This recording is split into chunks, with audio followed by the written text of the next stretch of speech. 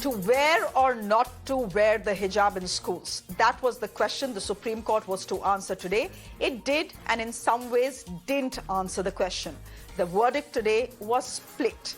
Justice Gupta, one of the two judges, upheld the Karnataka High Court's ruling that had banned the hijab in educational institutions, which means he backed the ruling that hijab is not an essential practice to Islam.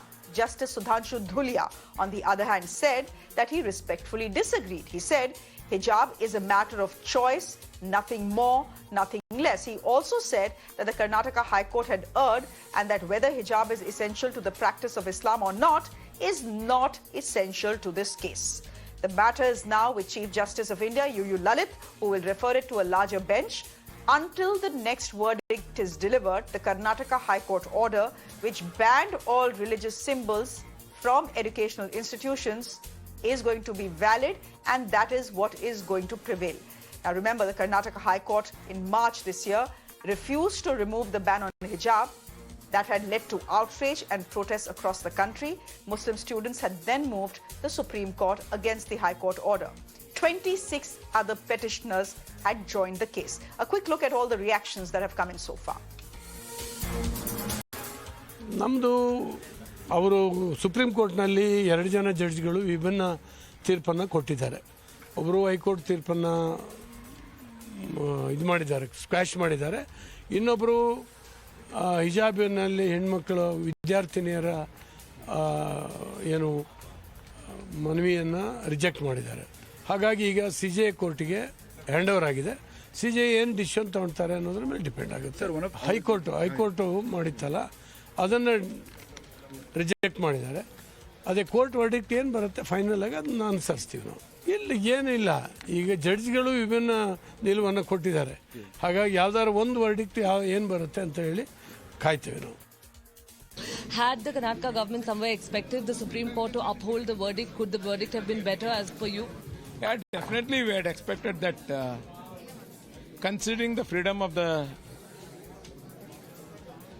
girls. In this atmosphere, we had expected that totally the judgment of the Karnataka High Court would have been upheld. But there is a split verdict. We are not disappointed. Are you hopeful now, sir? The matter has been referred to a larger bench. Are you hopeful that, the verdict would come in the favor of what the High Court has said? Definitely. Definitely I expect that the judgment of Karnataka High Court will be upheld in the higher bench. And until such time, the hijab would remain banned and the High Court's order would continue? Yeah, there is ban on hijab in the classrooms. Again, I am confirming. Let me go straight across to Deepak, who is joining us live from Udupi in Karnataka, where the entire matter actually started. This is where a university/college, an undergraduate college actually, had put a ban on students wearing hijabs inside the campus, and this is where the entire hangama, as it was, started. Deepak, I'm coming straight to you. What are the reactions you're getting in from the students who had originally approached the court? Are they disappointed? Had they hoped that today they would get a final yes or no to the question that they had posed to the Supreme Court? Well, Shreya, I hope I had an answer to that question because, especially the students from the Udupi PU College who've been very vocal, who time and again addressed press conferences, spoke individually to channels, were quite vocal about, what they felt. Now, none of them have spoken. And the last day they spoke was, we had broken the story about their link with the campus front, which was almost undeniable at that point in time. Then, of course, they did move the Karnataka High Court as well. After that, none of them have spoken to the media. And even, while the High Court gave its judgment, there was no statement that came in from them. There was a social media post that, they are going to seek justice in the Supreme Court. Now, with a split verdict that has come in the Supreme Court as well, today we tried to reach out to them multiple times, even their close associates as well, but no reaction coming whatsoever. We spoke to a person close to one of the petitioners. He went on to say that he welcomes, this particular verdict because it gives them a ray of hope that the judges are considering what they feel and they've been fighting for. And they're saying that this entire issue has been blown out of proportion. It was just over a girl wanting wanting to wear a scarf, and there was no need to interfere. As far as the case in itself is concerned, initially, of course, while the doors of the Karnataka High Court were knocked, several aspects were questioned. Firstly, whether the government can pass such an order banning the hijab inside a campus. Of course, the order was much more broader in perspective. It did speak about any sort of religious identification inside a classroom. Now, as far as the High Court is concerned, 2-3 aspects that it had mentioned back then. One is wearing of a hijab is not an essential religious practice. Also, it did say that as far as a freedom of religion under Article 25 is concerned, there are reasonable restrictions that can be imposed there. Now, these aspects were challenged, of course, in the Supreme Court, and you summarized that at the beginning. So right now, of course, all eyes will be on what the Chief Justice will decide. When will this new bench sit down? How large will the bench be? Everyone's expecting it to be a 3-judge bench now. More importantly, who will be the judges, and of course, how long are they going to take? Because this time around, after the matter was taken up, the back-to-back hearings, about 10 days it took. But, with this now new bench, which is going to once again be announced, and it is going to sit, whether it's going to be a day-to-day hearing, is it going to take longer? What happens to some of the students who've been hoping for a favorable verdict from the Supreme Court? Their education. These are different aspects, of course, that still will remain in the limbo. But at this point in time, as far as Udupi as a city is concerned, it's much more peaceful. Compared to 6 months ago, while we were here for about 15 days, where each and every day there were protests. Campuses were turning into a sort of a battleground, with the 2 sets of students at loggerheads with each other. The entire atmosphere was quite vicious. But fortunately today, after this particular verdict, things have remained calm, and that's what the police hope the situation will remain in the coming days as well. I ask you a quick question before I go to my guests. I understand that there was a group of girls who had approached the Supreme Court. But has it been your experience reporting from Udupi that a large section of hijabi girls who used to come to schools and colleges have stopped coming, or do they continue to attend classes, attend school, attend colleges even without their hijab?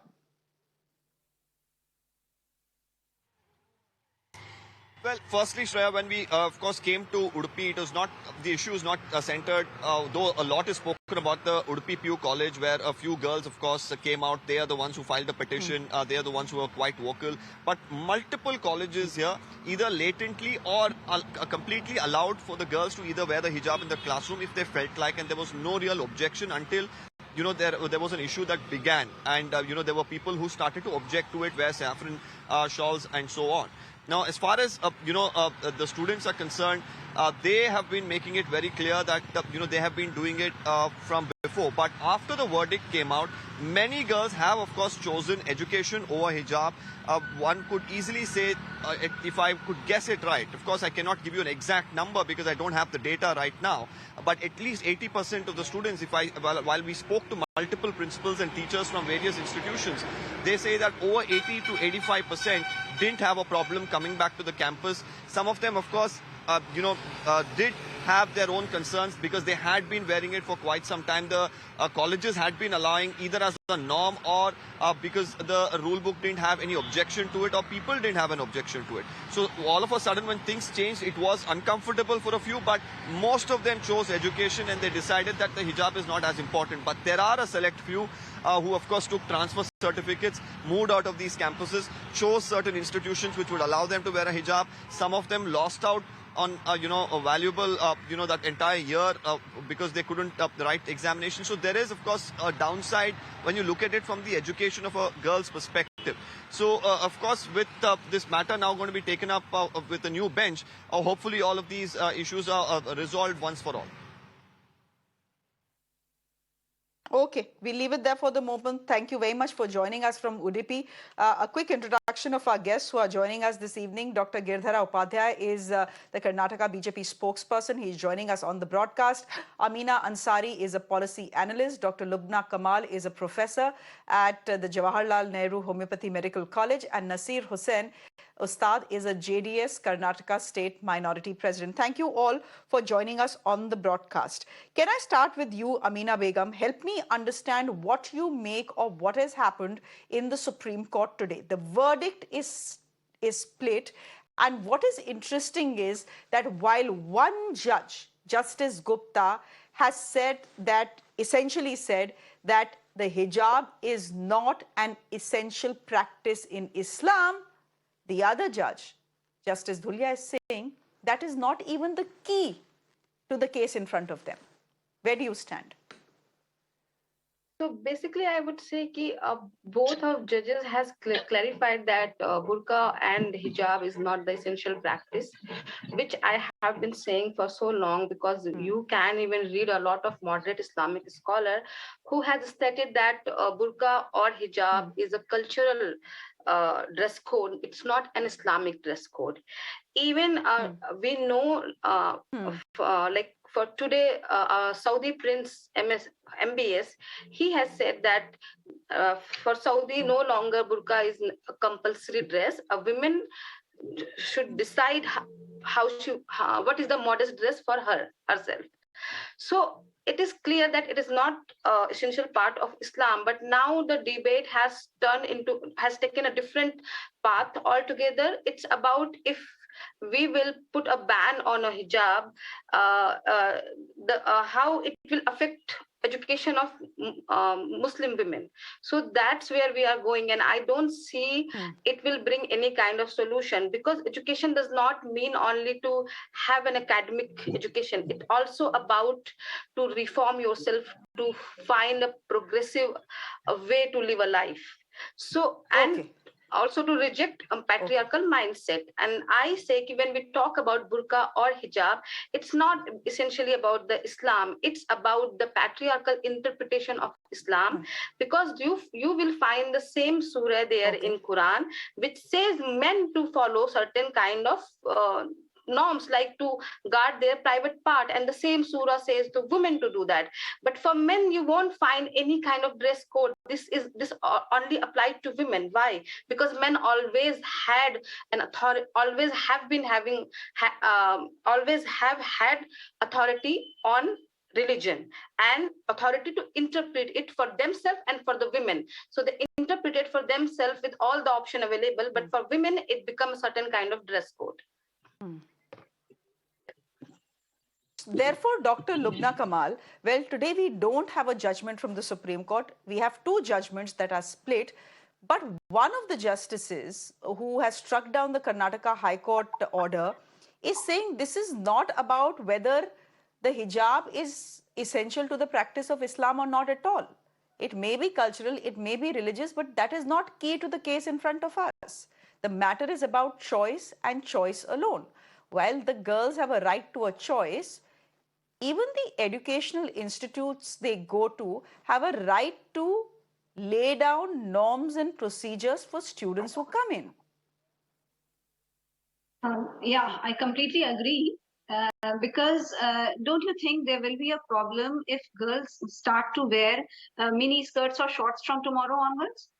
So there will be again a problem, and this is an absolutely personal choice. This is a question of personal choice, and not neither religion, nor India, nor Iran, nothing. It is the girl who should be able to decide for herself. So was it, Dr. Lubna, so was it a strategic error? Was it a strategic error? I hate to use the word Muslim side or Hindu side, because all of us are Indians and all of us are on the Indian side. But was it a strategic error then on people who argued that the hijab is an essential practice in Islam? They never spoke about choice to begin with. When Islamic scholars started speaking about what had happened in Udupi, they made it about religion. They didn't make it about choice. See, that was basically a political move. I feel that it was purely a political this thing, while girls have just been used as a bait. So, and regarding this, whether it is essential practice or not, yes, there are farais regarding different aspects of Islam, and the girls, the women are suggested that they should be dressed modestly, definitely, and there are guidelines for that. But nowhere it is written that they should be oppressed and they should be forced. just like what they are doing in Iran or even in India. They cannot be forced to remove hijab, neither than they can be forced to wear it. But ma'am, while you're saying that it is a matter of choice, question is it really a matter of choice? You have spoken about patriarchy. Fact is that in this country, and correct me if I'm wrong, but I come from Lucknow and I see hijabs for baby girls as well. I'm sure it is just for occasions and they don't wear it every day. That's not what I'm trying to suggest. But what I'm saying is, where is the girl given a choice? Look at the conditioning that is done. It is never a matter, hijab is never a matter of choice then. No, no. See, young girls, just like young boys, they are not given a choice.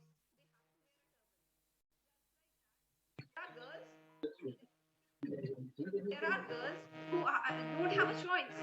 They are. No. Okay, we've lost your audio. We'll just come back to you in just a bit. Hussain Ustad, would you want to come in here? Yeah. The Karnataka government, give me a moment. Can you hear me? Yeah, I can hear you very You much know, the loud and clear. Karnataka government, sir, was well within its rights to say that, look, no religious symbols can be worn to a classroom. They were well within their right to say and do it. Was it really necessary for the young ladies to drag the matter to court, which is now in the Supreme Court and has now become a larger question, not just about right or choice, but about whether hijab is an essential practice in Islam or not? Why not just follow what every other student is expected to follow? Why make an exception for Muslim students?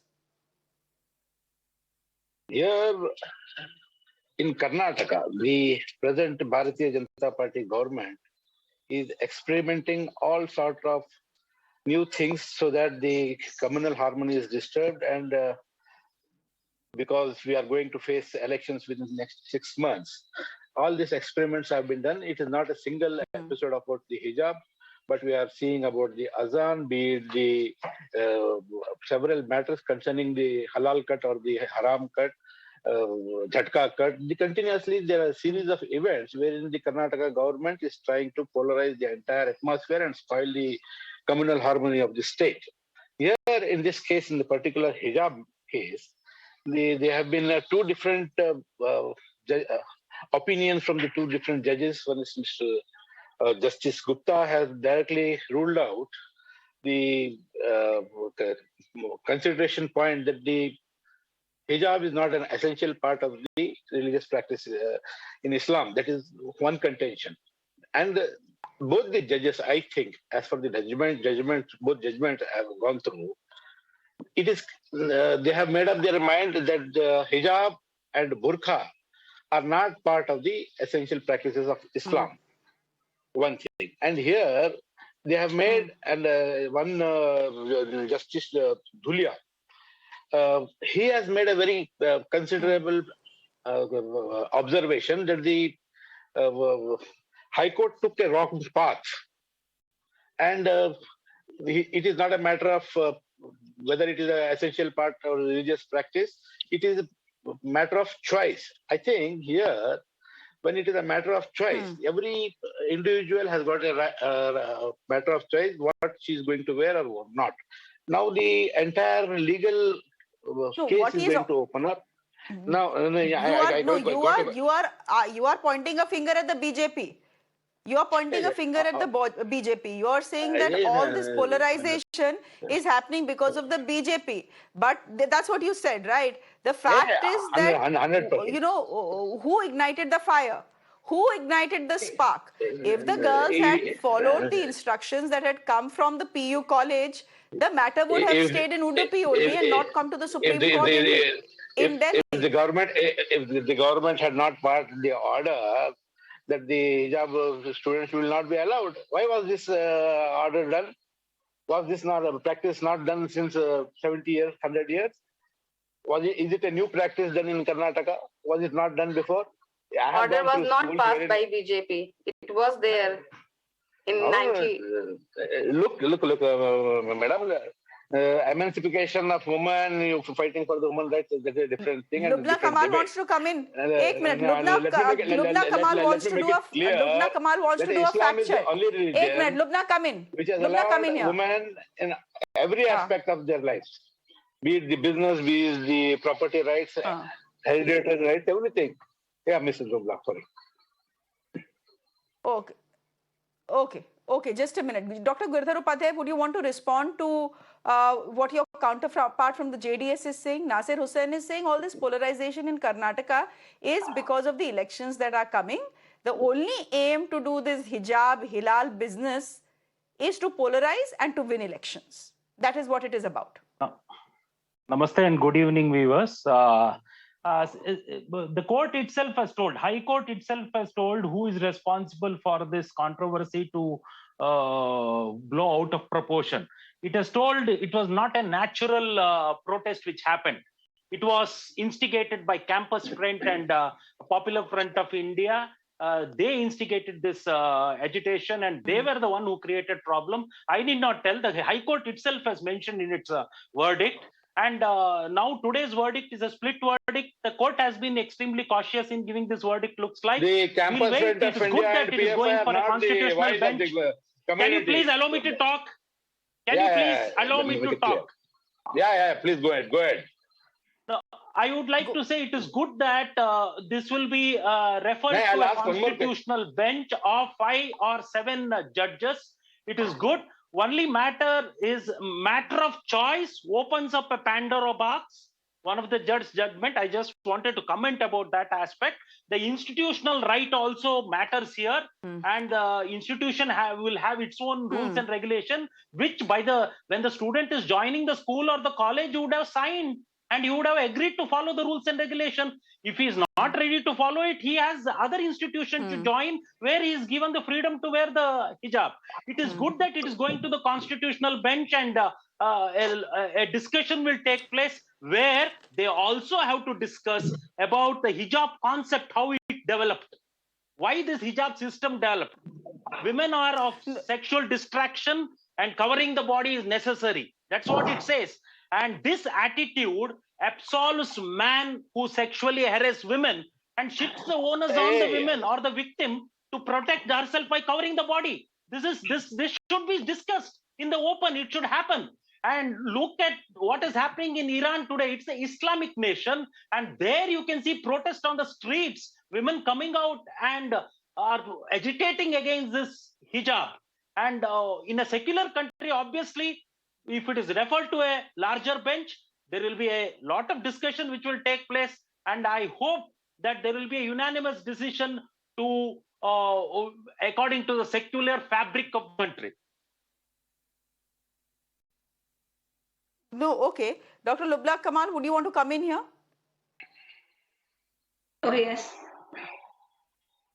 What exactly I have to reply? Go ahead, please. Your audio was terrible, so I couldn't take you. Yeah, go ahead, please. So, is this blanket ban going to help Beti Bachao and Beti Padhao? 17,000 girls have left school. They have left their exams. So, is it going to help this ban on hijab? Dr. Lubna, where is this figure coming from? Dr. Lubna, where is this figure coming from? I ask you this question because Deepak Bopanna is on the ground in Udupi, and he says that 80% Muslim girls have chosen school over hijab. Not 80, more than 95%. No. I don't think so. What about the 10% who have left their schools? First of all, there is no blanket ban. Second, Lubna ji, why not ask this question from the Muslim community? Why do you choose hijab over your girls' education? The question should be asked from the Muslim community. Why we are so aggressive? Why we do not want our women to study and progress? More important than a woman education. That question should be asked from our community. Amina ji, you are forgotten that Islam is the only religion which has permitted women to study, women to do their business. Wait. It is the only religion in the face of the world. If it all What religion? Where it has been Here it has Where are you taking the hijab debate is to? nowhere mandatory. It is the patriarchal. I request your counsel to bring the beauty of Islam and women. You don't know what Beauty the of, right of the don't women scream is. at each other. Islam 8 minutes. is to 8 give minutes. a lot of right to women, not Just to a put minute, her just under. a minute. It is the only religion which has given rights to the Muslim women. Yeah, that's why women are in No, Iran if it getting is, killed. okay, That's why women okay, it has given rights. Mr. Nasir Hussain, if Islam has given women 8 minutes, please don't scream over each other, ladies and gentlemen, otherwise I will not be able to hear or understand you and neither will the viewer. Nasir Hussain Ustad Saab, if you are saying that Islam has given many rights to women, then let them have the right to step into a school or college without the hijab. It's as simple as that. It's a basic right. I'm not against. If sisters like Mrs. Amina, if she wants to roam around without the hijab, it is her right. It is her choice. We welcome it.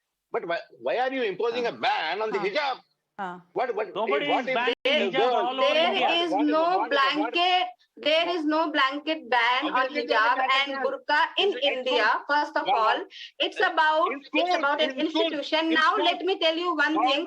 There was a Muslim man who filed a PIL to don a beard in armed forces, and it was denied. It was said that you cannot do that because that's not our set of rule, and beard is not essential part of Islam. So that's the same thing here. If the burqa is not essential part of Islam and institution doesn't want to allow it, why do you have a problem with that? There are lots of institutions who does allow women to wear burqa, which I am very against of it, but those women can go there instead of making it a political issue.